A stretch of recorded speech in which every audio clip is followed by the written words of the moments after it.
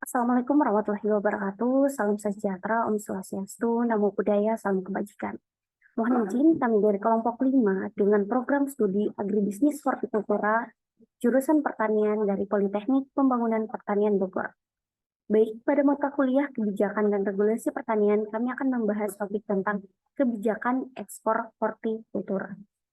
Baik, kami dari kelompok 5 beranggotakan 6 orang. Yang pertama ada Dewana Putri Mahara, kedua Fadila Ardi, ketiga Siti Kalista, keempat Dandi Fatur Rahman, kelima ada Maulana Oji Jami, dan juga yang terakhir ada Rofik Aziz Sudrajat. Adapun topik pembahasan kami, yang pertama ada tentang pendahuluan, kedua tinjau pusaka, ketiga hasil pembahasan, keempat penutup. Pada era globalisasi atau pada masa kini, kebijakan ekspor menjadi suatu pusat perhatian bagi banyak negara. Nah, tentunya ini juga sebagai instrumen vital yang menunjukkan bahwa kebijakan ini sangat berpengaruh terhadap suatu pertumbuhan ekonomi. Pertumbuhan ekonomi baik pada suatu negara dan juga tentunya bisa menjadi suatu peningkatan daya saing dari produk tersebut. Tujuannya, kebijakan hortikultura ini yaitu sebagai penambahan ekonomi, peningkatan ekonomi, dan juga agar produk hortikultura ini mampu bersaing dengan produk-produk yang ada pada luar negeri. Dengan tujuan yang akhirnya yaitu pada kesejahteraan masyarakat atau kesejahteraan pada petani.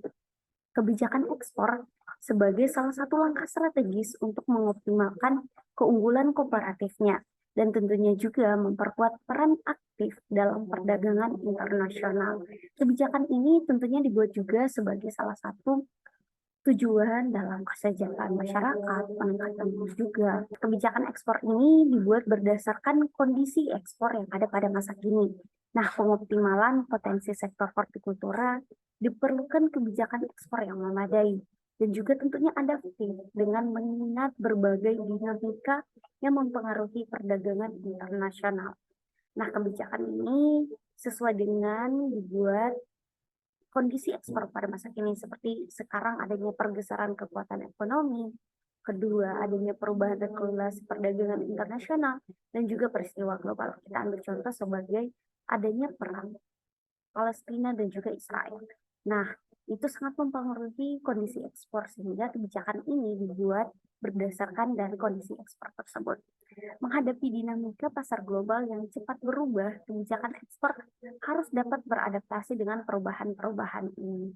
Selanjutnya terdapat tujuan, di mana untuk membahas makalah ini kami membuat beberapa tujuan. Yang pertama itu mengenai kebijakan, di mana di sini kami mengidentifikasi kebijakan ekspor hortikultura, dan yang kedua mengenai peluang dan tantangan, di mana di sini kami menganalisis peluang dan tantangan kebijakan ekspor hortikultura, dan yang ketiga itu ada kesejahteraan, di mana di sini kami mengidentifikasi peningkatan kualitas, daya saing produk, serta kesejahteraan petani dan masyarakat melalui kebijakan ekspor.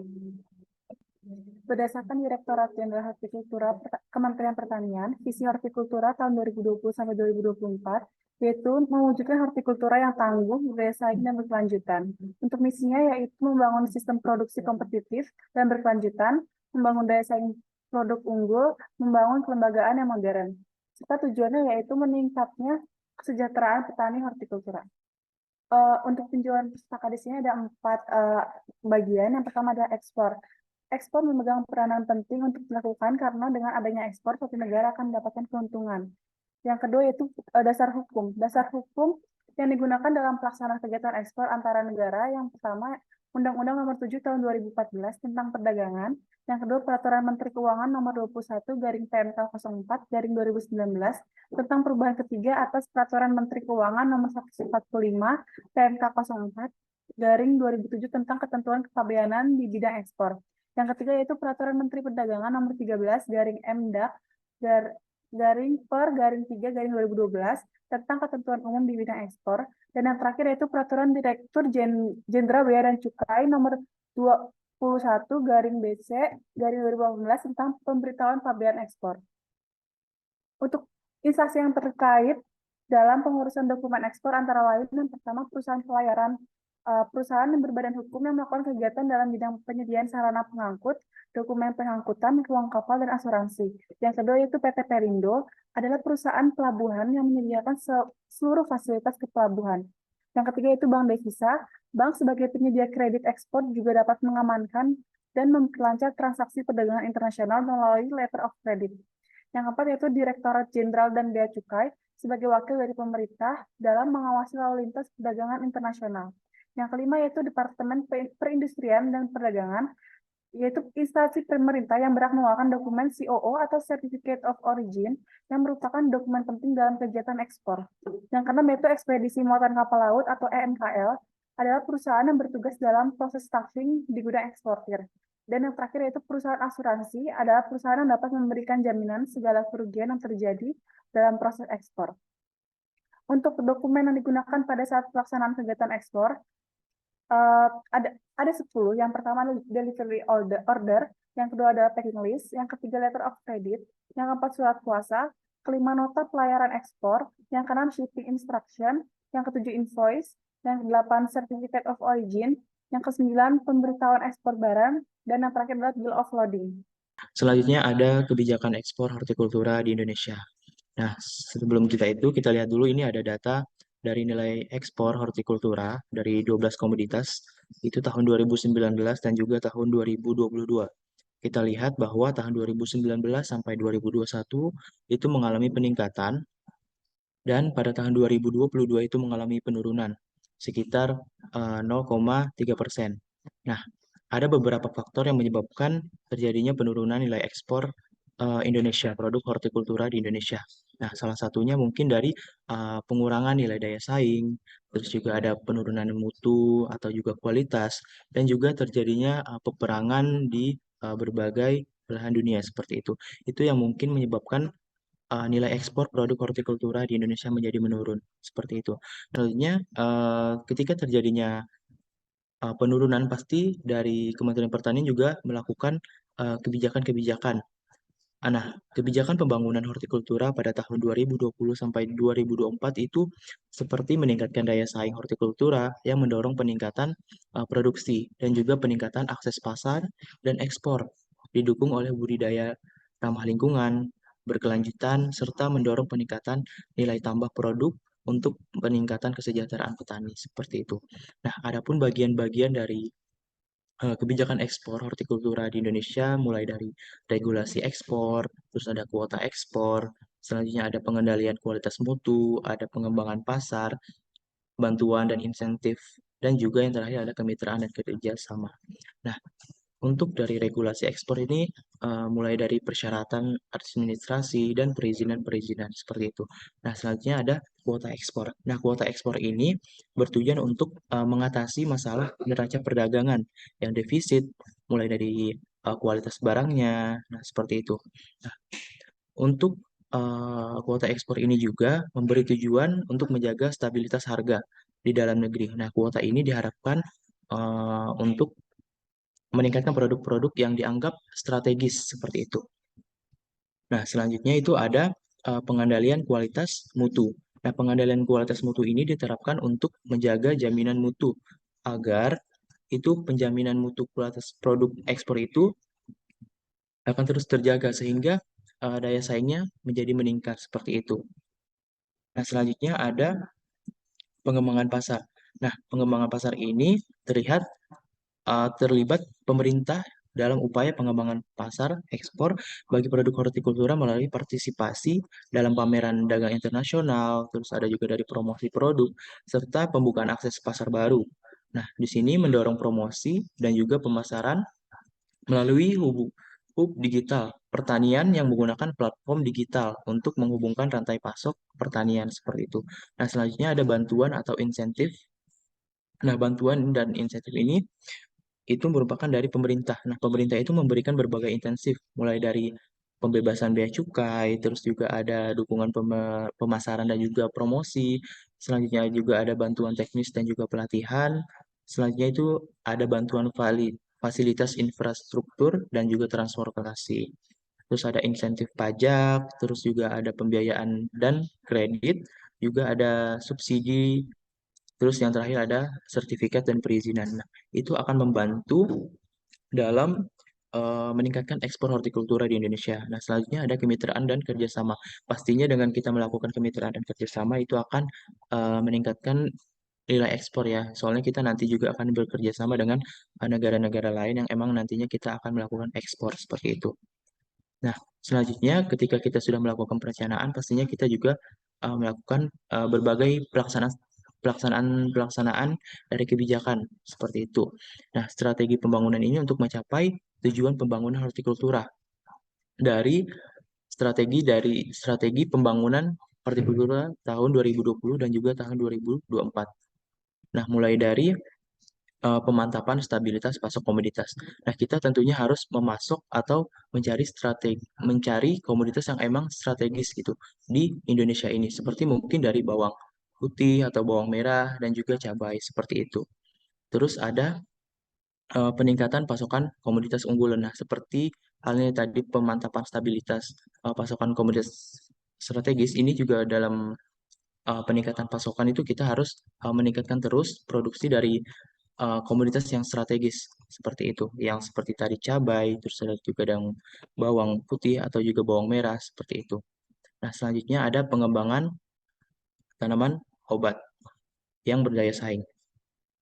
Nah, pengembangan tanaman obat itu sendiri pastinya sangat penting ya, soalnya dari negara-negara lain juga pasti memerlukan tanaman-tanaman obat untuk kebutuhan negara masing-masing seperti itu. Nah, pengembangan obat tanaman pada tahun 2020 dan juga tahun 2024 itu diarahkan untuk meningkatkan pasokan untuk kebutuhan industri jamu atau juga dengan konsumsi segar. Nah, potensi pasar ekspor tanaman obat juga akan didorong dengan peningkatannya sehingga mampu lebih memotivasi dari petani sendiri untuk mengembangkan tanaman ini lebih baik dan lebih berdaya saing seperti itu. Nah, selanjutnya ada penguatan sistem perbenihan berdaya saing. Nah, sebelum itu, perbenihan itu merupakan tulang punggung penyedia komoditas atau varietas unggul. Nah, sehingga ketika perbenihannya itu sendiri bagus atau lebih baik, itu jadinya akan berpengaruh pada kualitas produknya seperti itu. Nah, selanjutnya ada smart dan integrated farming. Nah, pemanfaatan teknologi maju itu diperlukan untuk merubah praktik pertanian yang konvensional di mana ketergantungan terhadap iklim dan juga rutinitas produksi.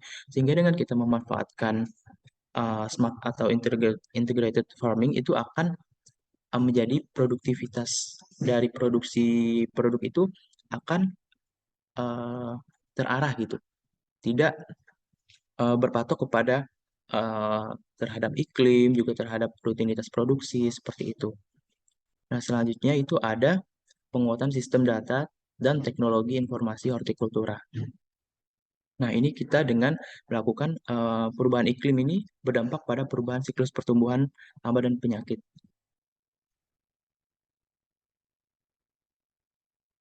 Tentunya. Nah, sehingga dengan kita penguatan sistem data dan teknologi informasi hortikultura itu dapat kita mengetahui seperti itu. Bagaimana sih dari cara budidaya yang baik, bagaimana sih cara penanganan hama yang baik, sehingga itu akan membantu dalam uh, meningkatkan nilai ekspor dari menjaga kualitas mutunya seperti itu. Nah, selanjutnya itu dengan penguatan sistem perlindungan ramah lingkungan dan antisipasi dampak terhadap perubahan iklim. Nah, bagaimana caranya? Itu kita dengan perubahan iklim ini kan pastinya berdampak kan pada perubahan siklus pertumbuhan hama dan juga penyakit. Berdampak juga pada pola serangannya seperti itu. Nah, dengan kita penguatan sistem perlindungan ramah lingkungan itu dapat membuat hama itu tidak resisten terhadap apa namanya?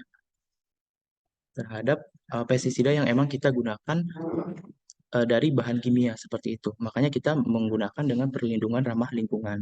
Nah, selanjutnya itu ada penguatan hilirisasi produk. Nah, hilirisasi produk ini tidak hanya mengubah produk tetapi akan diperhatikan adalah akses pasar seperti itu. Hortikultura juga sudah menembus akses pasar ke dalam negeri maupun ke luar negeri. Nah, dengan adanya akses ini, produk hortikultura itu dapat menempuh pasar ekspor seperti itu. Nah, Selanjutnya ada pengembangan kemitraan strategis dan korporasi. Nah, penguatan kelembagaan yang dapat dilakukan itu melalui beberapa upaya, antara lain dengan mendorong dan membimbing petani agar mampu bekerja sama di bidang ekonomi secara berkelompok, terus ada menumbuh kembangkan kelompok tani, terus ada melalui Melalui peningkatan fasilitas, bantuan, dan juga akses permodalan, dan peningkatan efisiensi dan efektivitas petani, serta meningkatkan kapasitas sumber daya manusia petani melalui berbagai pendampingan dan juga pelatihan. Nah, selanjutnya ada pengembangan sistem jaminan mutu. Nah, sesuai dengan amanat Undang-Undang Nomor 18 Tahun 2012 itu tentang pangan, pemerintahan, kewajiban untuk menjamin keamanan pangan masyarakat. Nah, dengan kita menjaga kualitas mutu itu nantinya akan meningkatkan uh, nilai ekspor yang ada di Indonesia. Nah, selanjutnya itu ada penataan rantai pasok, perluasan akses pasar atau market, intelligence, dan promosi. Nah, yang terakhir itu ada harmonisasi dan sinergi kebijakan. Itu beberapa strategi pembangunan yang akan membantu dalam meningkatkan nilai ekspor yang ada di Indonesia. Ada peluang kebijakan ekspor hortikultura, di mana peluang ini yang pertama yaitu ketersediaan payung hukum, di mana Indonesia banyak sekali telah mengatur undang-undang atau regulasi kebijakan dari payung hukum sendiri untuk pengembangan hortikultura tentunya, yaitu dari Undang-Undang Nomor 12 Tahun 1992 mengenai budidaya pertanian, dan juga Undang-Undang Nomor 13 Tahun 2010 mengenai pembudidayaan hortikultura dan klasifikasi dan tanaman hortikultura itu sendiri. Kemudian Kemendagri juga telah mengeluarkan kebijakan ekspor, di mana dalam nomor 23 tahun 2023.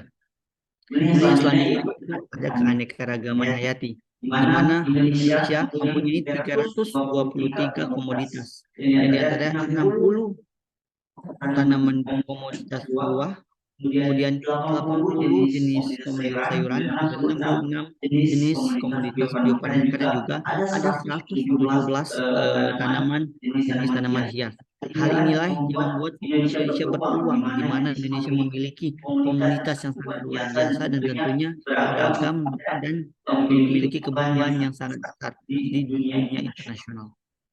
Selanjutnya yaitu ada ketersediaan lahan pertanian, di mana Indonesia merupakan negara kepulauan yang memang banyak sekali memiliki luas lahan tidur atau lahan-lahan yang tidak digunakan secara baik, sehingga potensi ini dapat digunakan Indonesia untuk mengembangkan produk pertanian atau produk hortikultura untuk pelaksanaan ekspor hortikultura sendiri di internasional. Kemudian tekstur wilayah Indonesia juga yang memiliki banyak sekali wilayah seperti keadaan tanah lembah, tanah rawa, kemudian tanah gambut, tanah kering. Indonesia memiliki akan banyak keanekaragaman wilayah tersebut, sehingga hal ini dapat dimanfaatkan untuk kegiatan ekspor hortikultura tentunya. Kemudian ada agroklimat dan juga agroekosistem, di mana Indonesia sendiri memiliki dua musim saja, yaitu di mana peredaran matahari bisa dilihat sepanjang tahun, di mana tidak berbeda dengan negara-negara lain, negara luar negeri yang memiliki lebih dari dua musim. Ada musim salju yang mungkin kemungkinan tidak bisa untuk membudidayakan perkembangan hortikultura itu sendiri. Nah, di sini Indonesia hanya memiliki dua dan memiliki wilayah-wilayah yang memang potensinya untuk pertumbuhan itu sangat baik, di mana Indonesia sendiri bisa melakukan budidaya lebih dari 2 kali bahkan dalam setahun, bahkan 3 kali ataupun bisa 4 kali dalam setahun sendiri. Hal ini dapat membuat Indonesia menjadi negara yang dapat memberikan stok secara kontinuitas, sehingga memberikan secara berkelanjutan untuk ekspor hortikultura sendiri. Kemudian ada dukungan teknologi. Kita ketahui bahwa Indonesia sendiri banyak sudah masuk dalam teknologi modern, baik dari mekanisasi pertanian. Kita juga sudah mengembangkan di mana ada smart greenhouse, yang memang semua peralatan diatur sedemikian rupa canggihnya secara modern, bahkan kita tidak perlu langsung untuk terjun ke lapangan. Seperti itu. Kemudian ketersediaan tenaga kerja. Perlu diketahui, setiap tahunnya dari Badan BPS Indonesia itu perkembangan penduduk berkembang pesat setiap tahun, yaitu 1,13%, di mana lebih dari 270 juta jiwa. Saat ini Indonesia lebih banyak dalam pengangguran atau tidak bekerja. Hal ini dapat kita manfaatkan untuk ketersediaan tenaga kerja, sehingga kebutuhan tenaga kerja yang ada di Indonesia dapat penuhi walaupun dibutuhkan sangat banyak seperti itu. Kemudian ketersediaan pasar, di mana Indonesia sendiri memang merupakan negara yang banyak bekerja sama dan tentunya telah banyak melakukan ekspor di negara-negara luar. Indonesia juga memiliki organisasi ASEAN yang memang bertujuan memulihkan ekonomi nasional ataupun internasional, sehingga dalam hal ini kesediaan pasar Indonesia sangat-sangatlah banyak dan memang harus bisa dipenuhi. Karena itulah kebutuhan pasar ataupun kemudian produk di dalam negeri juga harus dipenuhi untuk memenuhi kebutuhan pasar internasional untuk ekspor hortikultura ini sendiri. Kemudian ada penetapan komunitas prioritas hortikultura. Indonesia sendiri banyak sekali memprioritaskan produk yang hortikultura, baik dari tanaman hias, tanaman seperti tanaman buah juga. Indonesia juga memprioritaskan tanaman manggis untuk diekspor, kemudian juga ada tanaman pisang, kapendis dan lain sebagainya. Kemudian ada sistem pembenihan hortikultura. Indonesia sendiri memang sudah banyak melakukan pembenihan sistem hortikultura secara baik dan juga tentunya dengan kerjasama antar perusahaan dalam negeri yang memang bisa mengembangkan secara baik bagaimana sistem pembenihan itu sendiri, baik dari sistem kultur jaringan dan juga sistem-sistem secara praktisi ataupun di lapangan langsung seperti itu. Kemudian yang ke-10 yaitu ada sistem pelindungan hortikultura, di mana memang Indonesia sendiri sudah banyak melakukan perlindungan baik menggunakan pestisida secara alami dan juga menggunakan hal-hal yang dapat membantu pelindungan produk hortikultura sendiri, baik dari penanganan yang baik dari produk hortikultura itu sendiri, dari mulai penanaman hingga panen dan juga prapanen seperti itu, pasca panen.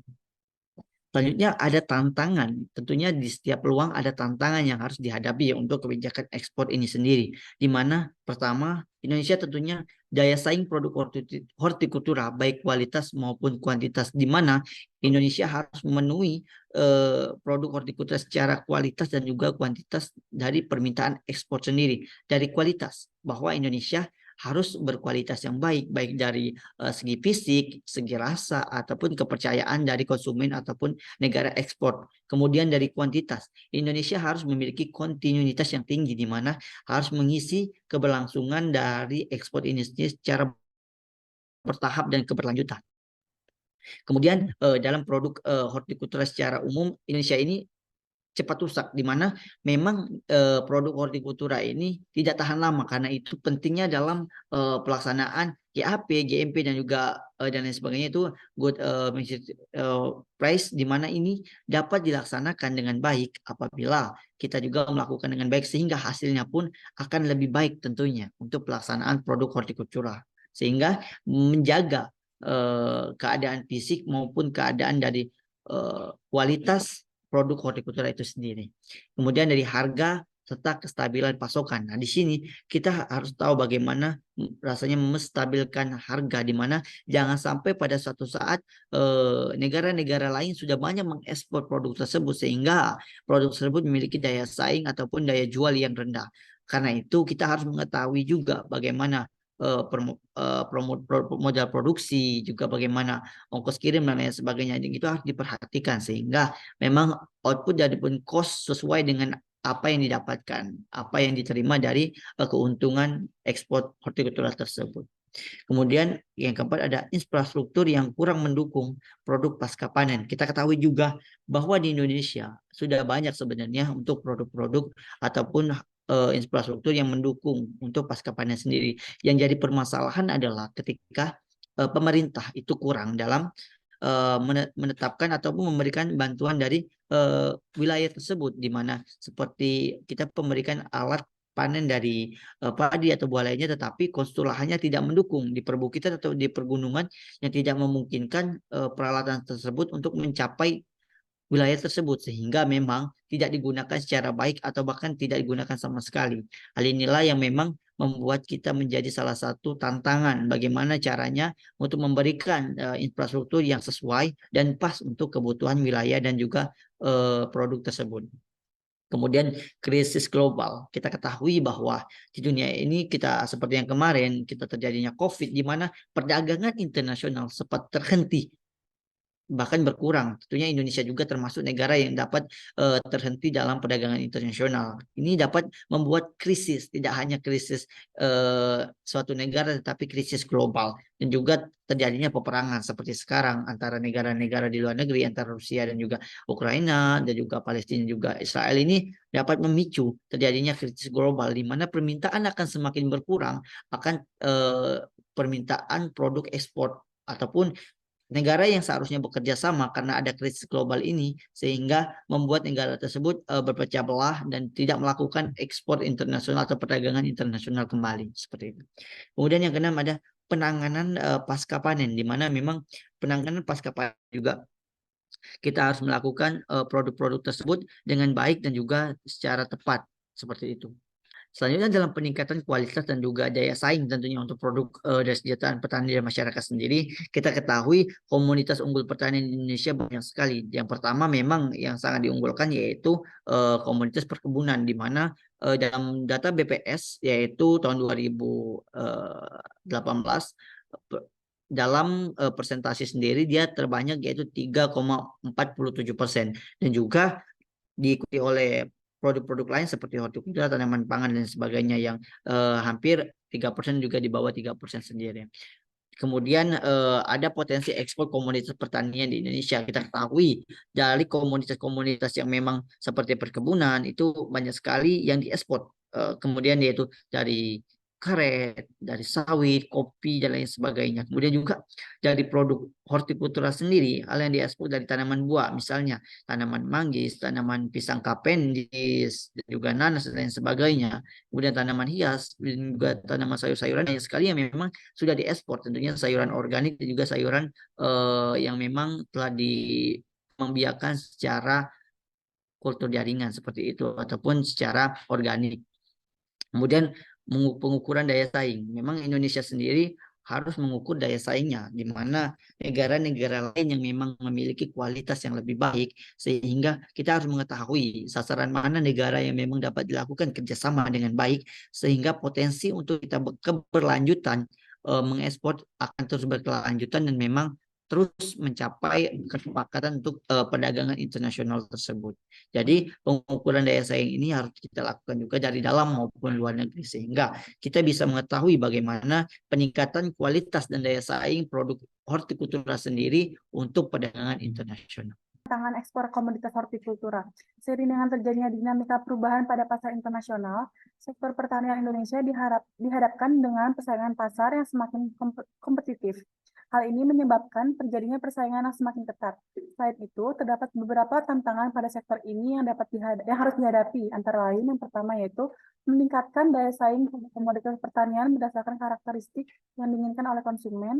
Yang kedua, komoditas tersebut memiliki potensi dan daya saing yang tinggi, baik di pasar domestik maupun pasar ekspor. Dan yang ketiga yaitu merintis dan mengembangkan produk olahan pertanian baru. Seperti yang telah dijelaskan oleh rekan saya, tentunya kalau ada tantangan, pasti ada strategi untuk menghadapi tantangan tersebut, di mana ada beberapa strategi yang dilakukan dalam peningkatan daya saing pada sektor pertanian. Yang pertama itu ada sumber daya manusia dan kelembagaan petani, di mana untuk meningkatkan sumber daya manusia dan kelembagaan petani, hal yang perlu kita lakukan seperti ketersediaan informasi dari data, perlu adanya pengembangan inovasi dan teknologi, serta perluasan jaringan pasar. Yang kedua itu ada memperbaiki kebijakan hukum, di mana strategi ini dilakukan agar setiap kementerian berjalan dengan tujuan yang sama, walaupun memilih langkah yang berbeda. Dan yang ketiga ada pengembangan sektor komplemen pertanian seperti agroindustri, penyedia kredit, teknologi melalui penyuluhan, dan pasar.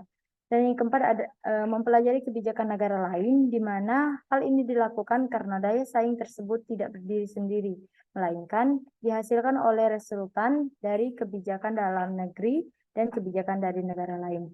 Yang kelima ada penerapan efisiensi produksi, kualitas dan SOP, dan yang terakhir ada penerapan supply chain management dan kelembagaan petani.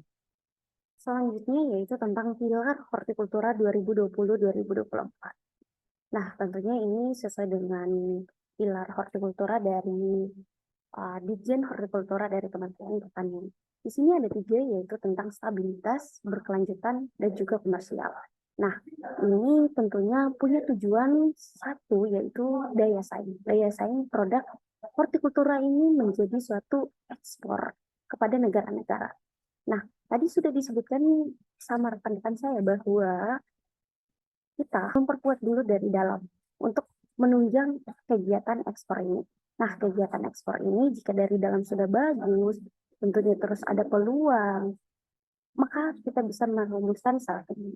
Nah, yang pertama itu stabilitas, yaitu pertama menjamin ketersediaan, keseimbangan permintaan, dan juga ketersediaan produk.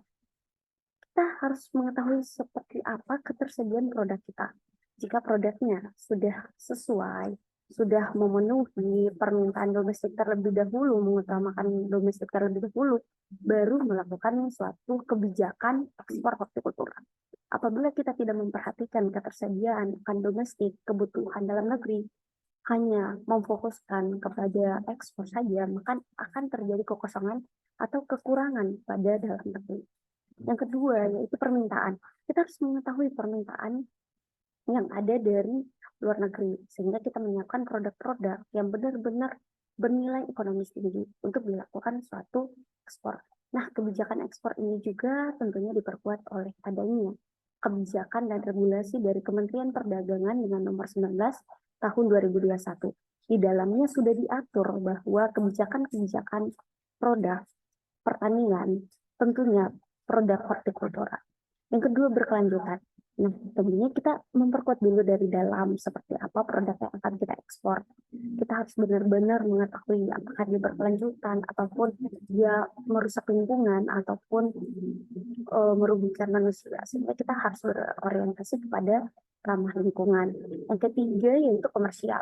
Kita harus fokus kepada produk-produk yang memang mempunyai daya saing atau mempunyai kualitas yang bisa bersaing pada pasar internasional. Tentunya dengan komoditas yang bernilai ekonomi tinggi seperti manggis, mangga, pisang, dan produk lainnya. Dan tentunya juga berorientasi pada ekspor. Ada beberapa program dari Kementerian Pertanian yang mendukung pada kebijakan ekspor hortikultura ini, yaitu tentang kebijakan hortikultura dalam negeri. Itu seperti yang disebutkan bahwa adanya one village, one varietas. Jadi difokuskan pada satu desa, yaitu mempunyai atau memproduksi satu komoditas, baik produksi komoditas buah manggis, buah mangga, ataupun buah nanas. Kita ambil contoh pada salah satu kecamatan yang ada di Jawa Timur, yaitu Kecamatan Ngancar. Di situ difokuskan produksi nanas, sehingga dikenal dengan salah satu wilayah nanas Ngancar. Berarti itu benar-benar suatu kebijakan yang bisa bermanfaat bagi masyarakat dan juga tentunya kepada produsen ataupun petani. Nah, tujuan dari kebijakan hortikultura ini ataupun kebijakan lainnya yang ada di bidang pertanian itu tentunya mempunyai satu tujuan, yaitu mensejahterakan petani. Setiap kebijakan dibuat itu hanya fokus kepada mensejahterakan petani. Sisanya yaitu kita meningkatkan ekonomi dan juga kita mempunyai daya saing terhadap negara-negara lain. Dapat disimpulkan. Yang pertama, penetapan kebijakan ekspor yang terdiri dari beberapa aspek yang mencakup regulasi ekspor, pengembangan pasar, pengendalian kualitas produk atau mutu produk, dan insentif bagi para produsen. Yang kedua, dalam mengembangkan tidak lepas dengan adanya peluang dan tantangan. Hal ini juga sama dengan kebijakan ekspor yang memiliki peluang dalam mengembangkan hortikultura.